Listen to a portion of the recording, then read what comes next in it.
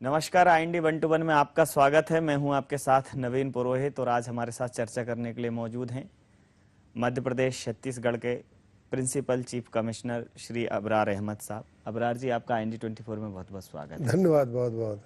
अबरार जी, जिस प्रकार से वर्तमान समय में टैक्स को लेकर एक अवेयरनेस सरकार चला रही है, लगातार एक जन जागृति अभियान चला रही है कि टैक्स आप पे करें जो भी आपकी इनकम है और देश की सेवा में सहभागी बने। आपकी प्रतिक्रिया चाहूँगा मैं इस पर। देखिए, जो हमारे माननीय प्रधानमंत्री जी ने कहा है कि जिन लोगों ने टैक्स नहीं दिया है वो अभी इस स्कीम में दे दें, जो हमारी इनकम डिस्क्लोजर स्कीम है। और इसके अलावा भी बार बार यही आता है पार्लियामेंट में कि जो ड्यू टैक्स है लोगों को दे देना चाहिए, क्योंकि जो टैक्स आ रहा है वो नेशन बिल्डिंग में जाता है। उससे आपकी सड़कें बनती हैं, पावर हाउस बनते हैं, सिक्योरिटी है, जो हमारे सिपाही बॉर्डर में हैं उनके लिए हम सब सामान मुहैया करते हैं। तो आपके चैनल के माध्यम से मेरी यही रिक्वेस्ट है कि जिसका जो ड्यू टैक्स है वो पे कर देना चाहिए। जी, जिस प्रकार से TDS की बात करें कि जो आप कोई भी सोर्स पे जो टैक्स काटते हैं, इनकम टैक्स की बात करें या अन्य टैक्सेस की बात करें, तो लगातार विभाग ऐसी योजनाएं चला रहा है कि अगर कोई नहीं कर पाया है तय समय सीमा में, किसी कारणवश किसी विषय वस्तु से प्रभावित होकर अपनी इनकम का उसने खुलासा नहीं किया है, तो उसको अपराध की श्रेणी में न रखकर एक मानवीय भूल मानकर उसको समायोजित करने की ज़रूरत है। लोगों को कुल मिलाकर मुख्य धारा में लाने की कवायद कर रही है सरकार और इनकम टैक्स डिपार्टमेंट। आप इस कवायद को किस नज़रिए से देखेंगे? नवीन जी, आपने बहुत ही अच्छा सवाल किया है और बल्कि आपने मेरा काम आसान कर दिया है कि जिन करदाताओं ने टैक्स नहीं दिया है और या जो जिन्होंने कभी टैक्स दिए नहीं हैं, उनके लिए जो ये स्कीम आई है, इनकम डिस्क्लोजर स्कीम 2016, ये सुनहरा मौका है कि वो इसमें स्कीम में आ जाएं, जो 30 सितंबर तक है, और उसमें अपनी घोषित आय को घोषित कर दें और देश के डेवलपमेंट के लिए भागीदार बने। जी, जैसे इनकम टैक्स डिपार्टमेंट इस टाइम पर बैंकों से भी कोऑर्डिनेशन बैठाकर काम कर रहा है कि 10 लाख से ऊपर की जो आय वाले लोग हैं या 10 लाख से ऊपर किसी खाते में ट्रांजैक्शन होता है तो बैंकिंग ऑनलाइन हुई है, विभाग की तो सारी कार्रवाई लगभग ऑनलाइन है, तो ये सब चीज़ें ऑनलाइन होने से विभाग को कितनी सहूलियत हुई? नवीन जी, आपने ऐसा सवाल किया जो भविष्य का सवाल है। तो हम लोग पास्ट में तो कर ही रहे हैं, ये बिल्कुल सही है। मैं आपके माध्यम से ये इसको भी रिक्वेस्ट करूँगा कि हमारे यहाँ पे सभी जगह से, सब बैंक से, क्लब से, सभी जगह से इन्फॉर्मेशन आ रही है और एक डाटा बैंक हम लोगों ने बना लिया है। उसको हम लोग एनालाइज कर रहे हैं, उसी की बेसिस पे हम लोग नोटिस दे रहे हैं।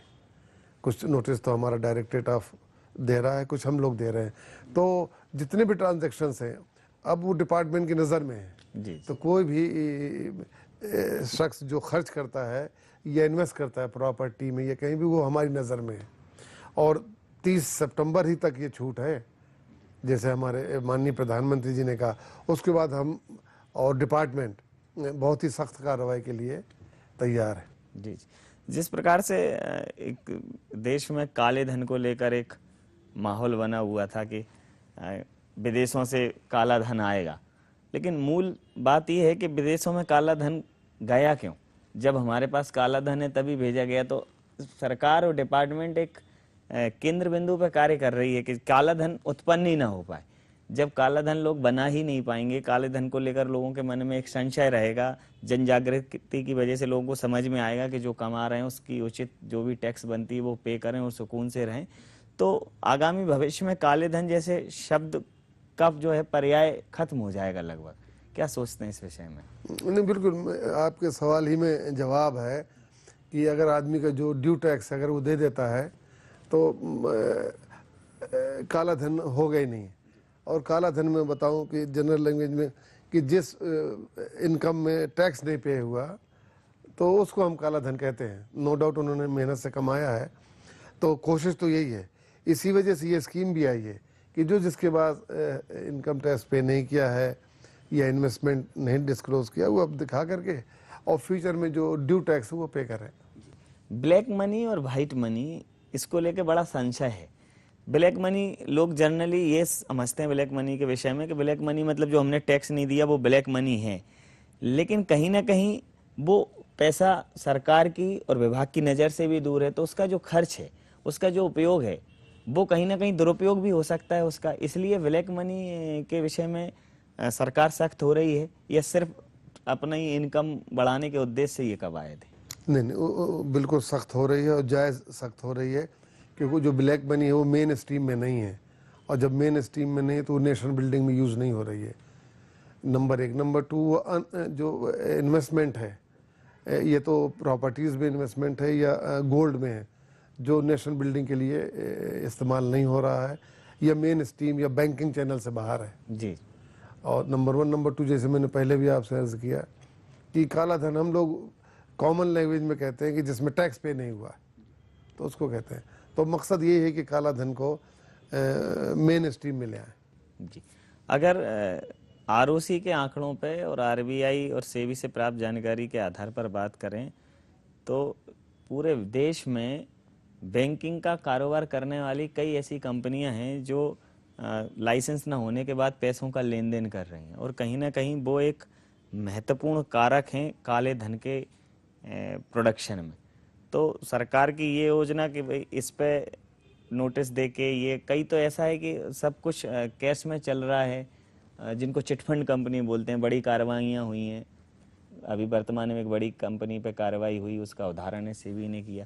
तो क्या इनकम टैक्स डिपार्टमेंट इस प्रकार की लेन देन पे या इस प्रकार की गतिविधियों पर भी अपनी नज़र रखता है और सूचित करता है संबंधित विभाग? मुझे लगता है नवीन जी, आप बिल्कुल इन मामलों में अप टू डेट हैं।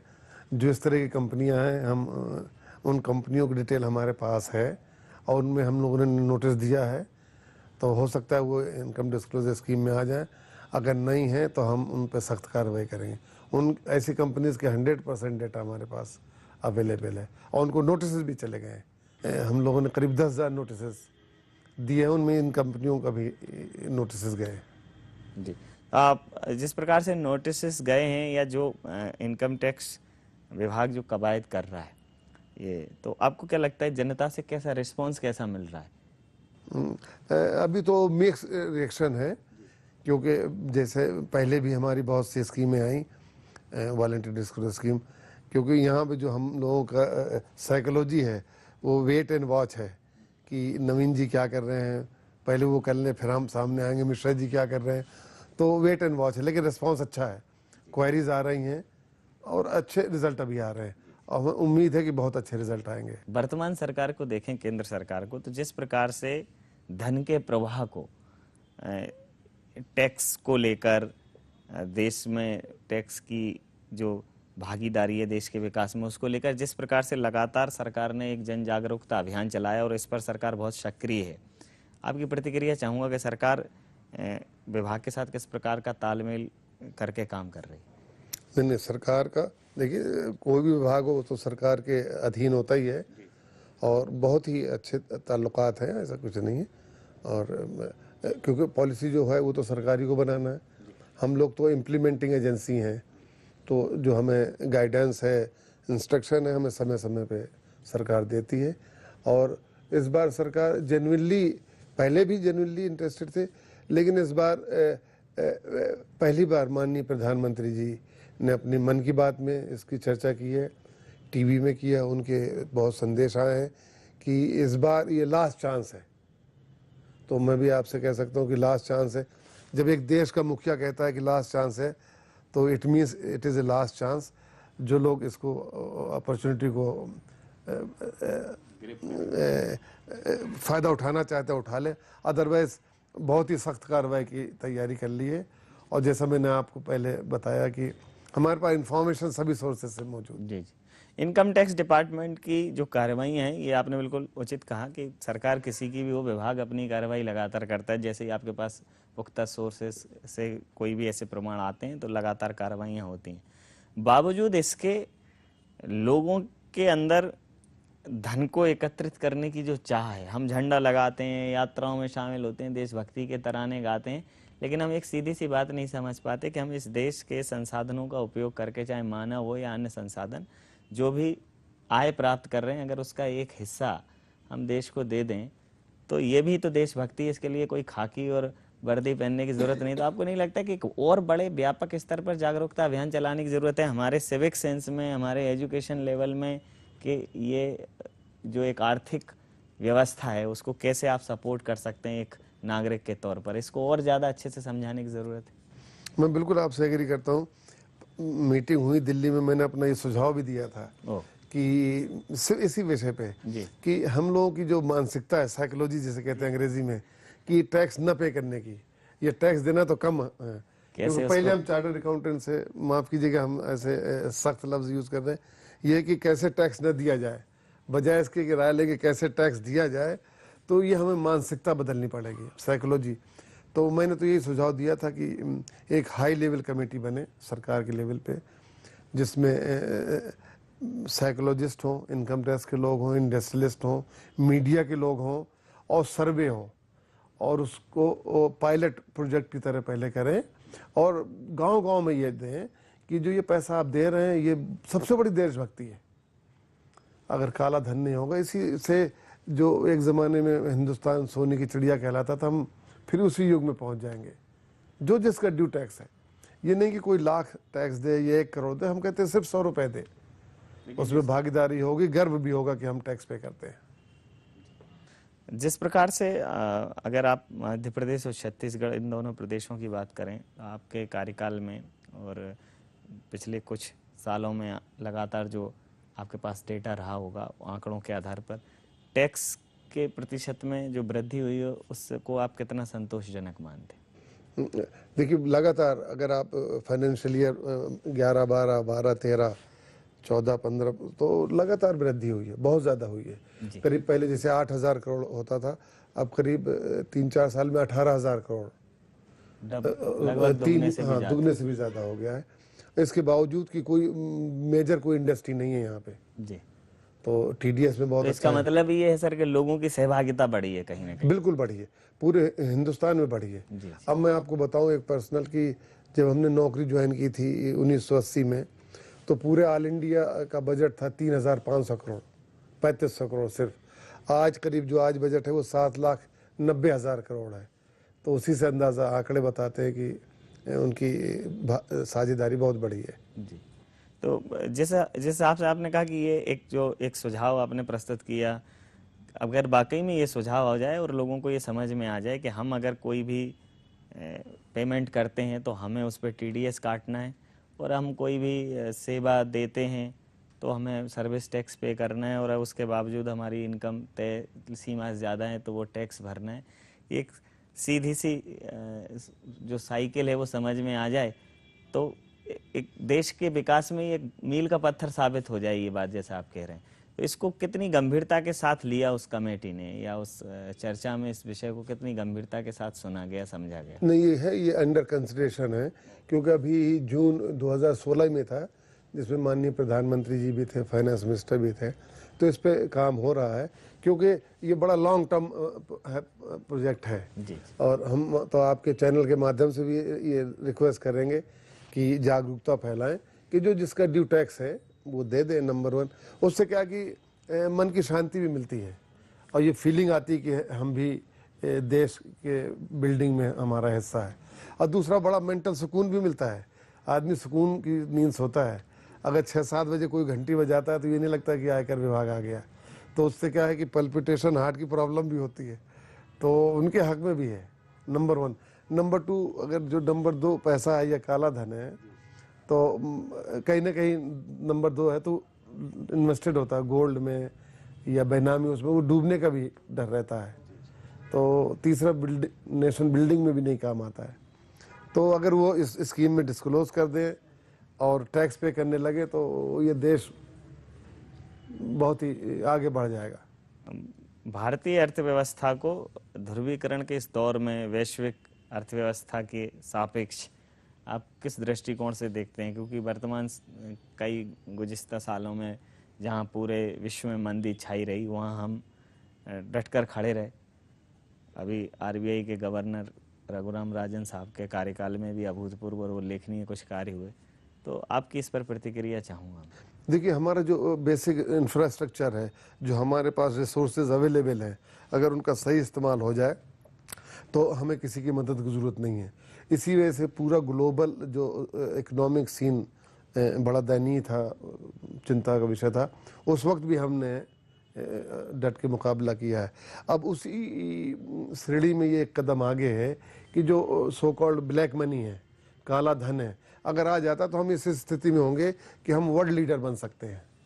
आपको क्या लगता है कि जिस प्रकार की मुहिम अभी चलाई गई है, जो एक जागरूकता की बात हो, अवेयरनेस की बात हो, नोटिस की बात हो, भय की भी बात हो, हर तरीके से पब्लिक तक ये संदेश पहुंचाने की कवायद की जा रही है, उनको जागरूक भी किया जा रहा है, उनको चेतावनी भी जारी की जा रही है कि ये देश की व्यवस्था के लिए पैसा है, आपकी इनकम पे जो टैक्स बनता है वो आप दीजिए।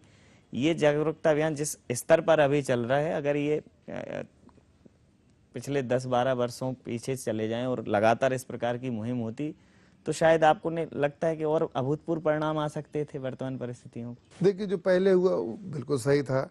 अब परिस्थितियाँ चेंज हुई हैं, उनके लिहाज से ये पॉलिसी आई है, तो काम पहले भी हुआ है। लेकिन इस बार माननीय प्रधानमंत्री जी खुद आगे आ गए हैं और उन्होंने कहा है कि इससे ये एक ब्लैक मनी है, ये काला धन एक घुन की तरह देश को खा रहा है। तो अगर वो आ जाता है तो सबके हित में है। जो टैक्स देगा, आपने जो पहले कहा कि जो बिजनेस आदमी चल कर रहा है या जो काम धंधा, तो अगर वो इंफ्रास्ट्रक्चर सरकार न दे तो वो धंधा नहीं कर सकता है। तो अगर आदमी को अगर मालूम हो जाए कि जो बिजली आ रही है, सड़क है, पानी है, सरकार के लिए आप धरना प्रदर्शन कर रहे हो वो है तो आपके पैसे से। एग्जैक्टली तो ये मैं आपके माध्यम से रिक्वेस्ट करूंगा कि अगर ये साइकोलॉजी चेंज हो, लोग दें तो देश के लिए बहुत अच्छा है और उन पब्लिक एट लार्ज के लिए भी बहुत अच्छा है। एक और बड़ा सर महत्वपूर्ण प्रश्न है, जैसा आपने कहा कि साइकोलॉजी अगर पब्लिक की चेंज हो जाए तो बहुत बड़ी बात है। इसमें जिस प्रकार से लगातार तकनीक जो आती गई, तकनीकी आधुनिकता और तकनीकी के दौर में जिस प्रकार से पूरा सिस्टम आज की डेट में ऑनलाइन है, ऑनलाइन बैंकिंग आने से, तमाम सारे मैप्स और वेबसाइट्स आने से, इससे कितनी सहूलियत मिली है इन सारी चीज़ों को और कारगर बनाने में? देखिए, सिर्फ ये इंफॉर्मेशन टेक्नोलॉजी की वजह से जो मैं अभी जिक्र कर रहा था कि डाटा माइनिंग, सभी डाटा हमारे पास है उसे। तो पहले जैसे हम सर्वे सर्च करते थे, फिजिकली जाते थे, अब हमें कहीं जाने की जरूरत नहीं है। अब हमारा हर सोर्स से, बैंक हो, क्लब हो, होटल हो, रेलवे हो, फॉरेन विजिट हो, इन्वेस्टमेंट है प्रॉपर्टी में, सेल परचेज हो, कहाँ कौन कितना खर्च कौन कर रहा, सब हमारे पास है। यही मैं बार बार कह रहा हूँ कि 30 सितंबर तक आखिरी चांस है। अगर नहीं आते तो फिर हम हमारे जो मुखिया हैं, माननीय प्रधानमंत्री। आपको क्या लगता है कि ये अगर 30 सितंबर में मध्य प्रदेश छत्तीसगढ़ में लोग आपकी आशा के अनुरूप अगर डिस्क्लोजर कर दें या आपकी मुहिम में शामिल हो जाएं तो जो ये 18,000 का जो करोड़ का जो आंकड़ा है वो बढ़कर कहां तक पहुंच सकता है? ये तो समय बताएगा, लेकिन मेरे ख्याल में बहुत ज़्यादा बढ़ जाएगा, क्योंकि ऐसा हमारा अनुमान है, क्योंकि मैं 1 साल से यहाँ हूँ, कि यहाँ से और टैक्स करीब आना चाहिए। इतना जितना टैक्स है इसका दुगना हो जाना चाहिए। तो इसीलिए हमारी मेहनत है। फिर मैं आपके माध्यम से यही कहूँगा कि जहाँ भी आप जाएं तो लोगों को यही रिक्वेस्ट करें कि जो ड्यू टैक्स है उन्हें पे करना चाहिए। टैक्स अभी तक सर सिर्फ शहरी लोगों के जीवन की विषय वस्तु रहा है। मतलब टैक्स से सरोकार या तो व्यापारियों का है या शहर में जो आधुनिक लोग जो बड़े बड़े कंपनियों में काम कर रहे हैं उन लोगों का है। ग्रामीण इस पूरा इससे अछूता है। ग्रामीण क्षेत्रों में आज भी जो है ट्रांजैक्शन बहुत ज़्यादा नगद में है। तो उस स्तर पर भी क्या कुछ विभाग प्रयास कर रहा है या सरकार की कोई ऐसी कवायद? देखिए, ये पॉलिटिकल क्वेश्चन है, क्योंकि देखिए 70% तो हमारे रूरल एरिया में रहते हैं और 30%, तो पहले तो हम 30% ही पे कंसंट्रेट करते हैं, क्योंकि उसकी इन्फॉर्मेशन है कि उनकी टैक्सेबल इनकम है लेकिन नहीं दे रहे हैं। वही 30% लगभग 70% को चला रहा है।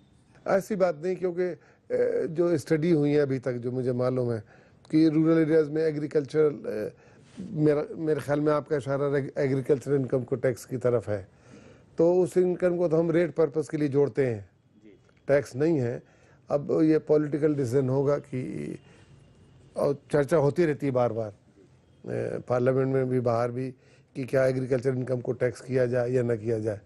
तो ये विषय तो अभी हमारे आपकी मीटिंग से बाहर है, लेकिन अगर उसमें लग भी जाता है तो मेरा है कि उसके टैक्स वसूली में दिक्कतें आएंगी, क्योंकि जो लैंड होल्डिंग है बहुत छोटी हैं जी, किसी के पास 2 बीघा 4 बीघा है। जी। तो लेकिन अगर जैसे हालात बदलेंगे तो हो सकता है कि उसको भी टैक्स किया जाए, तो कोई बुराई नहीं है। जी जी। एक और सर बड़ी और महत्वपूर्ण बात, जैसे जिस प्रकार से आपने कहा कि सारे डेटा जो आपकी नज़र में हैं, जो लगता है कि ये टैक्सेबल हो सकते हैं या इस पे उचित टैक्स नहीं दिया है या इस आय पे टैक्स इतना होना चाहिए था, तो इस कैलकुलेशन के कई बार ये कैसे मालूम होता है कि ये जो इन्होंने टैक्स के लिए इनकम अपनी घोषित की है ये वास्तविक नहीं है, इससे ज़्यादा है। और जब आपकी टीम छापा डालती है, हमेशा आयकर विभाग की टीम का छापा इतना पुख्ता होता है कि आपने छापा डाला और उसके बाद अगले दिन पेपर की हेडलाइन होती है कि फलाने 100 करोड़ सरेंडर किए, 200 करोड़ सरेंडर किए। तो ये जो कैलकुलेशन टीम करती है वो सिर्फ तकनीकी आधार पे करती है या बहुत ज़्यादा फिजिकल मेहनत भी होती है उसके पीछे? नहीं, इंफॉर्मेशन टेक्नोलॉजी की बेसिस पे इलेक्ट्रॉनिक सर्विलांस है या और दूसरी तरह से है। हर जगह तो इलेक्ट्रॉनिक सर्विलांस नहीं है, लेकिन जो हमारी ये जो एक आता ऑल इंडिया रिटर्न इंफॉर्मेशन का रिटर्न आता है, तो उसके बेसिस पे पहले हम लोग डिपेंडेंट थे फिजिकल, कि इन्फॉर्मर आता था और हम लोग करते थे, वही खाते वगैरह देखते थे। लेकिन अब हम जब उनके ट्रांजैक्शन के बारे में सब कुछ मालूम है तो हमें ज़रूरत नहीं है। नंबर 2, जो ये हम लोग एस्टिमेट करते हैं कि कितना ब्लैक मनी है, तो जो इकोनॉमिस्ट है वो एनालाइज करते हैं। प्लस जो हम लोग इनकम टैक्स देखते हैं कि मालूम है नवीन पुरोहित जी की आमदनी वो दिखा रहे हैं फाइल में 1 लाख रुपए, और जब हम रेड करने गए तो मालूम हुआ 1 करोड़ रुपए। तो उससे हमें आकलन करने में बड़ी आसानी हो जाती है। जी जी जी। तो ये जब इस प्रकार का जहाँ तक इनकम टैक्स डिपार्टमेंट का जो मूल उद्देश्य समझ में पड़ता है, जब भी रेड होती है तो सबसे पहले आपकी पहल ये होती है कि व्यक्ति मेन स्ट्रीम में आ जाए। अगर उसकी घोषित आय है तो वो घोषित करे, उस पर टैक्स भरे, एक उचित पेनल्टी भरे और अपने मेन स्ट्रीम में आ जाए। तो मेन स्ट्रीम में लाने की जो कवायद है ये उसी की दिशा में उठाया हुआ कदम है 30 सितंबर वाला, कि मतलब कि कैसे भी करके लोग ये समझ लें कि ये देश के डेवलपमेंट में उनकी भागीदारी है और ये उनका कर्तव्य भी है, आप टैक्स भरिए कुल मिलाकर। नहीं, बिल्कुल सही कह रहे हैं, आपके सवाल ही में जवाब है कि मेन स्ट्रीम में लाना है ब्लैक मनी को भी, लोगों को भी। नहीं, इस पे कोई कठोर प्रावधान, जेल वगैरह इस टाइप का भी हार्डकोर क्या ये भी? नहीं, ऑलरेडी ऐसे प्रोविजन है इनकम टैक्स में कि अगर आपने टैक्स नहीं दिया है तो हम लोग अगर कंसीलमेंट की पेनल्टी लगाते हैं और प्रोसिक्यूशन भी करते हैं, जेल का प्रावधान बिल्कुल है। आपसे समय सीमा के अंतिम पड़ाव में है ये चर्चा, तो मध्य प्रदेश छत्तीसगढ़ के प्रदेशवासियों के लिए, इस देशवासियों के लिए इनकम टैक्स विभाग की तरफ से आपका संदेश? बस मैं यही कहना चाहूँगा आपके माध्यम से कि अदरवाइज भी टैक्स देना चाहिए, जो ड्यू टैक्स है, बार बार मैं जो कह रहा हूँ। और ये गोल्डन अपॉर्चुनिटी है इनकम डिस्क्लोजर स्कीम 2016, जो 30 तारीख को बंद हो जाएगी। और बहुत से लोगों को उम्मीद है कि ये तारीख बढ़ेगी, लेकिन प्रधानमंत्री लेवल पे भी मना कर दिया गया कि ये तारीख नहीं बढ़ेगी। तो मैं यही देशवासियों से और ख़ासतौर से मध्य प्रदेश छत्तीसगढ़ के लोगों से यही प्रार्थना करूंगा, रिक्वेस्ट करूंगा और एडवाइस करूंगा कि अभी समय रहते अपनी अघोषित आय या घोषित जो इन्वेस्टमेंट है डिस्क्लोज कर दें और देश के नेशन बिल्डिंग में भागीदार बने और ख़ुद को सुकून और मेंटल पीस परचेज कर लें। धन्यवाद बहुत बहुत। समय सीमा के चलते मैं ये चर्चा यहाँ समाप्त करूँगा। जिस प्रकार से हमारे संस्कृति में 4 पुरुषार्थ हैं, धर्म, अर्थ, काम और मोक्ष, तो अर्थ एक बड़ी विषय वस्तु है और अपनी आय पर उचित टैक्स देकर इस देश के विकास में आप अपनी सहभागिता, अपनी साझेदारी को प्रस्तुत कर सकते हैं, साझेदारी निभा सकते हैं। तो जो इनकम टैक्स विभाग जो आह्वान कर रहा है उस आह्वान से जुड़ें, इस देश के विकास में अपनी साझेदारी दें, उचित रिटर्न दें, उचित टैक्स भरें। बहुत बहुत धन्यवाद सर, बहुत बहुत आभार। धन्यवाद।